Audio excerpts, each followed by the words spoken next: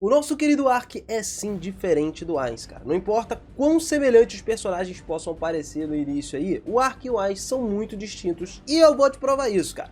Principalmente quando a gente tá falando de poder, meu querido. Estes dois aí são duas caveiras sinistras dos animes. Arrisco dizer que são até as mais brabas de todas, né? São, pelo menos, as mais tops que eu já conheci. Mas eu posso te falar que o Ark ainda tem muito mais pra mostrar pra gente, viu? Cara, o poder dele é absurdo, então senta aí, se prepara, pega uma pipoquinha e vem comigo pra gente conferir tudo isso. Vamos lá!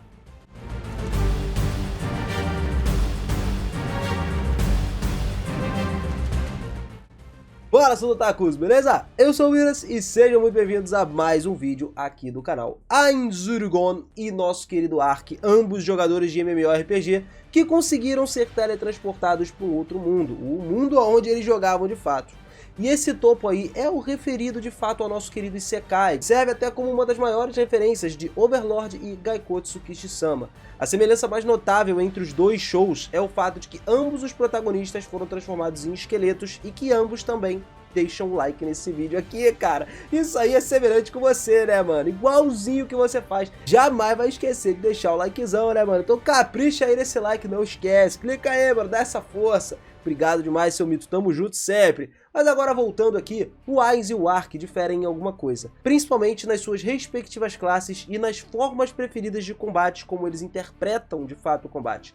O Ark tem um título da série que indica que é um cavaleiro esqueleto, e como tal, ele depende da forma de corpo a corpo em combate. Mas isso não quer dizer que ele não possa usar magia, tá? Até porque já foi demonstrado que ele é capaz de usar a bola de fogo no primeiro episódio, curar no segundo episódio, e também tem a sua capa, que fornece a ele o efeito de regeneração de mana, o que implica que ele utiliza várias magias no arsenal dele porque gasta mana. E como a classe do Ark é um cavaleiro sagrado, ele pode usar qualquer habilidade de classes que ele tenha atualizado, né? Ao contrário do Ainz, o Ark não interpreta o vilão da história, e como tal ele tende a trazer a sua natureza jovial para dentro do anime. O Ark acaba meio que contemplando muito mais sobre o impacto positivo do que para trazer o mundo ao seu redor para si, que o Ainz normalmente considera, né? E isso é evidente para dar nome a um cavaleiro esqueleto em outro mundo. No episódio 1, por exemplo, o nome, que é o cavaleiro errante que prepara para tornar o mundo um lugar melhor. Isso resulta no Ark sendo retratado como um herói e não como um vilão, enquanto o Ainz subverte que ele no caso é o vilão.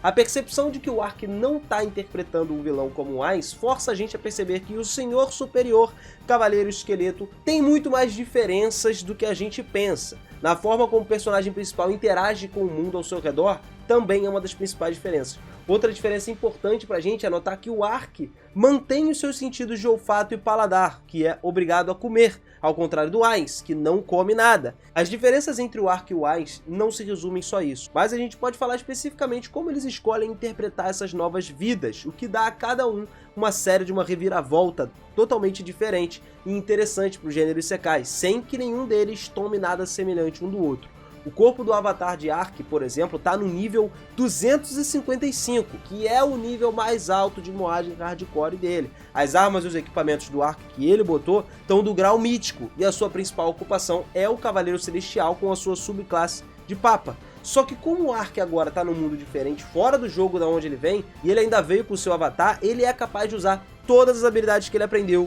no mundo dele. Isso, de fato, empregando vários empregos que ele precisa se tratar como empregos de Cavaleiro Celestial. E os trabalhos que ele tem são Mago, Feiticeiro, Invocador, Guerreiro, Cavaleiro, Cavaleiro Sagrado, Sacerdote, Bispo, Papa, ele tem tudo. E tudo isso no nível máximo, sacou? Ele possui uma imensa força física além disso e é capaz de dobrar várias barras de ferro abertas ali sem problema nenhum.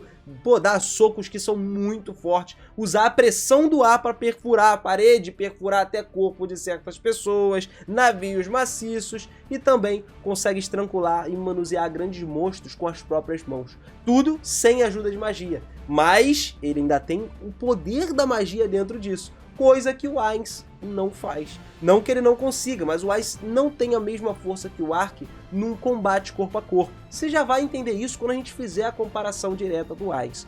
O Ark tem uma ótima visão cinética e, como elfo, tem a capacidade de ver a magia espiritual, embora seja em um grau um pouco menor. E se a gente for falar de habilidade dele, ele tem a Wyvern Strike Flying Dragon Slash, que é um ataque da espada que faz com que um feixe de luz seja capaz de cortar várias árvores, exclusivo para o trabalho do Knight, né, que ele é de fato. a espada do julgamento dele, que é uma habilidade de batalha intermediária que consegue perfurar o inimigo forte, reanimação, que é a classe bispo, que permite para ele ser capaz de reviver uma pessoa, né, trazer uma pessoa de volta à vida, mas se o corpo da pessoa tiver danificado, a pessoa acaba morrendo novamente imediatamente. Aí fica meio que num ciclo infinito, né?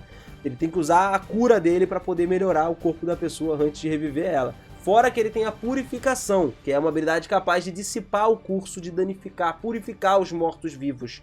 Ou seja, é mais forte do que certas habilidades aí de mortos-vivos duais. Tem a execução, que pode ser considerada uma habilidade direcionada e não direcionada para o trabalho de cavaleiro sagrado. Essa é considerada uma habilidade até de alto nível para ele, né? Porque é uma habilidade absurda. O corte da espada de luz sagrada também é uma habilidade direcionada à luz sagrada na forma de uma barra de espada que causa um corte gigantesco de dano sagrado e acaba levando o alvo para uns níveis aí, tipo, acabou, cancelou o CPF, sacou? A Santa Proteção, que é a habilidade de proteção que pode ser usada remotamente para ele se proteger. Fora que a gente não tá falando das convocações dele. O cara é tão brabo que, assim como o Ais, ele também tem as suas convocações. Só que no caso do Ark, ele convoca o Ifrit, Sutek, Aion, Cavaleiro Sagrado dos Serafins Firmes do Julgamento, o Profeta Uriel, ele consegue convocar o Arcanjo Uriel, cara. Também consegue, além do Uriel, invocar o Arcanjo Miguel. Nossa, além de muitas outras coisas, cara. Dança da Destruição Ardente. E os feitiços mais poderosos que ele tem são os feitiços AOE, que tem o trabalho de produzir feitiços de raios dentro de uma área do lançador. Tem a etapa dimensional, que permite, que a gente viu já, que ele se movimente instantaneamente para um local próximo à sua vista, né? Ele vai teleportando e fora outras habilidades absurdas também que ele tem. É um nível completamente diferente do que a gente imaginava, né? Agora, olhando para o outro ponto, né, para o seu pressuposto irmão, nosso querido Einzurgon, embora ele seja um esqueleto, a sua classe no jogo é orientada para magia, tornando ele mais uma combinação entre um Lich evoluído e um mago esqueleto, né? Como tal, o Ainz é capaz de utilizar algumas grandes variedades de ataques AOE, né, que são os ataques em área que a gente falou e de longo alcance e grande escala também, tornando ele um personagem mais perigoso no seu respectivo mundo. Isso não quer dizer que o Ainz não use o corpo a corpo para lutar, mas temos um problema aí. Já que ele já faz isso, se disfarçando do pseudônimo dele de Aventureiro Momon, indiscutivelmente temos uma diferença muito grande entre os dois, decorrendo do que o Ainz interpreta nisso daí.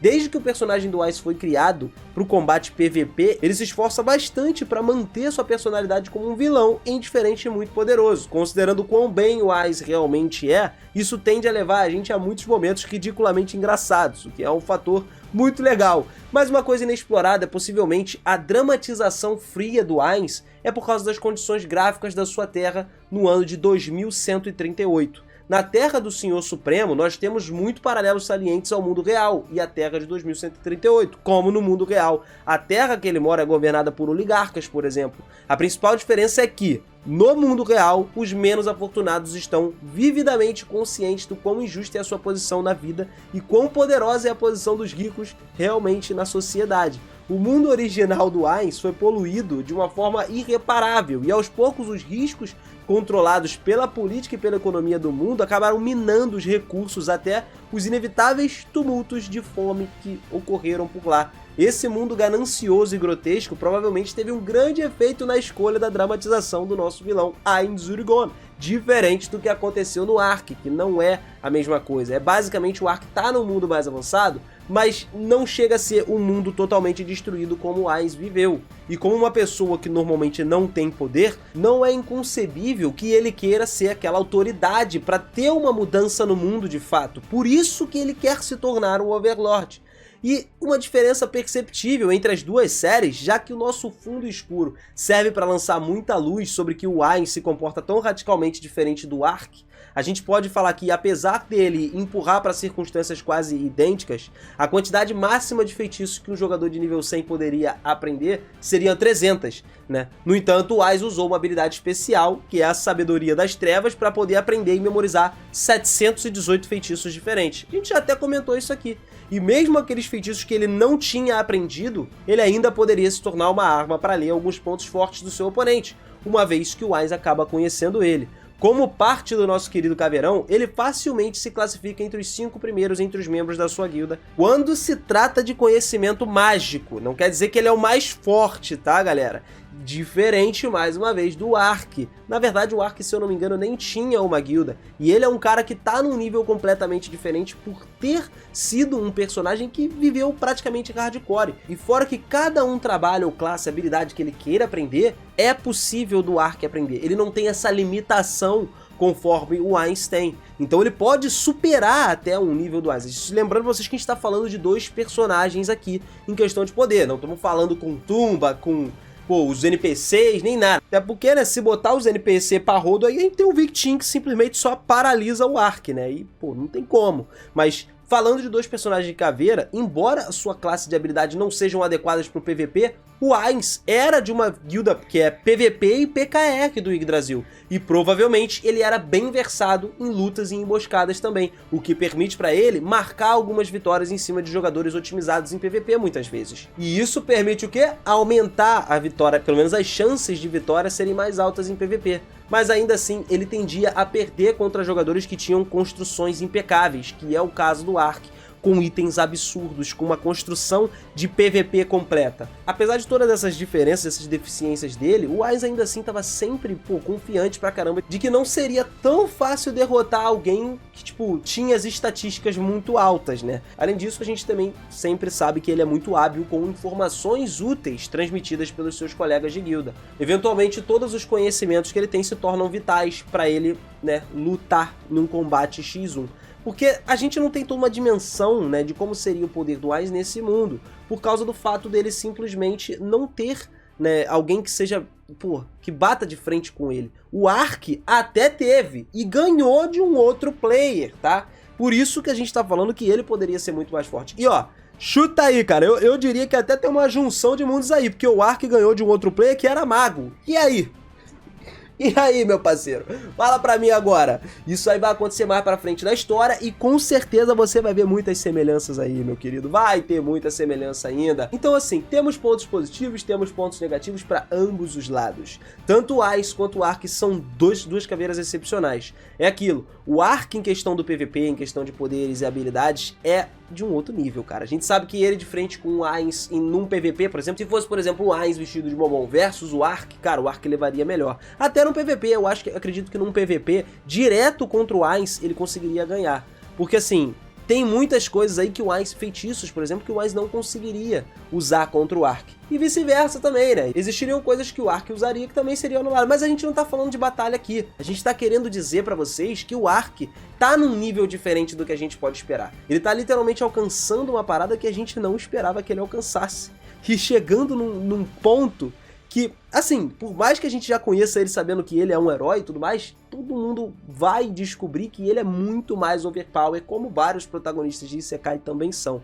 É uma caveira muito forte, é uma caveira que simplesmente se destaca dentro de combates e que eu acho que vale muito a pena você acompanhar essa história aí, cara, seja pela novel, pelo mangá, pelo anime, que você vai descobrir. Então agora nós já sabemos qual é a dimensão dos poderes do nosso querido Ark, comparando diretamente com Overlord Einzurgon, e também já dá pra gente dizer qual é o mais forte, hein? Quero saber de você qual é o mais forte, na sua opinião, é claro. Deixa aí nos comentários pra gente saber. E se você quer saber a minha opinião, vou deixar no ar, cara. Descubram por si mesmos, hein?